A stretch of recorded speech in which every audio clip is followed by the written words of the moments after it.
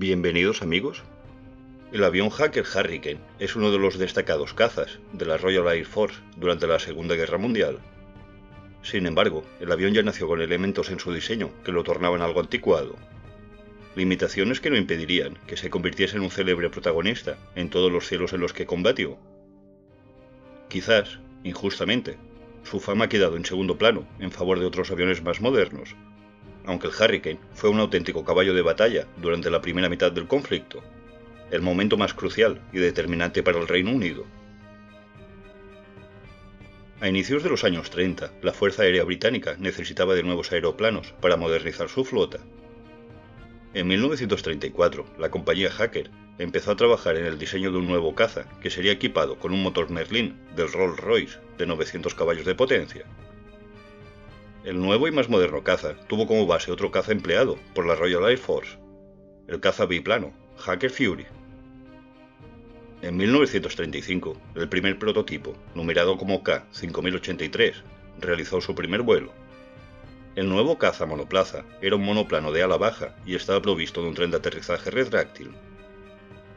A pesar de que su concepción era la de fornecer un caza moderno, el avión resultante, el Hurricane, ya era anticuado para la época, especialmente comparado con otros diseños de mediados de los años 30.